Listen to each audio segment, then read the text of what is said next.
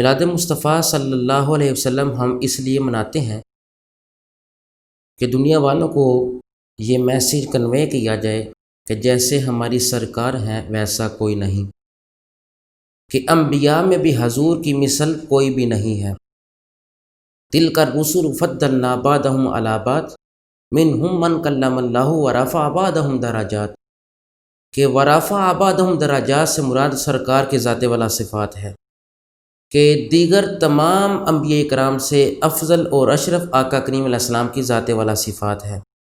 میلاد مصطفیٰ صلی اللہ علیہ وسلم آج سے نہیں بلکہ مدینہ شریف کا ماحول تھا، محفل میلاد مصطفیٰ منعقد تھی۔ ایک بابا جی آ کے لوگوں کو کہنے لگے کہ جو میلاد کا تبرک کھائے گا حضور اس کو اپنا دیدار عطا فرمائیں گے۔ جب لوگوں نے یہ سنا تو بابا جی کی طرف راغب ہوئے اور لنگر کھانا شروع کر دیا۔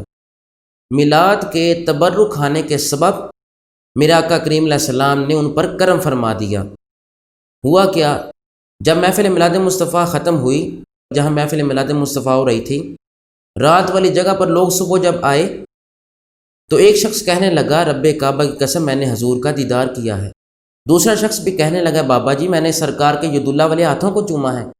تیسرا کہنے لگا میں نے حضور کا مکھڑا دیکھا ہے۔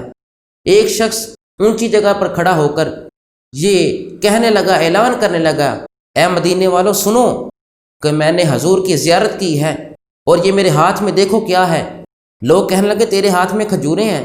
فرمایا رب کعبہ کی قسم حضور نے دیدار سے سرفراز بھی فرمایا اور حضور نے کھجوریں بھی عطا کی ہیں۔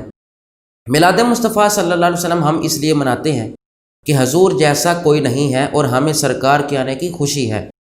مدینہ شریف میں میرے آقا کریم علیہ السلام گزر رہے تھے اور صحابہ حلقہ بنا کے بیٹھے ہوئے تھے۔ پوچھا تمہیں کس چیز نے یہاں پر بٹھایا؟ فرمایا جو حضور آپ ہم میں تشریف لائے، آپ کی بعثت کے ہم تذکرے کر رہے ہیں، پروردگار عالم نے ہم پر یہ جو انعام کیا، یہ جو فضل عظیم کیا، ہم اس کے تذکرے کر رہے ہیں۔ فرمایا صحابہ یہ صرف یہاں ہی نہیں، رب کعبہ کی قسم میرا پروردگار فرشتوں کے سامنے فخر فرما رہا ہے، لہٰذا جو محفل میلاد مصطفیٰ منعقد کرتے ہیں وہ قرآن و سنت کے مطابق عمل کر رہے ہیں۔ پروردگار ہمیں میلاد کی برکات سے سرفراز فرمائے۔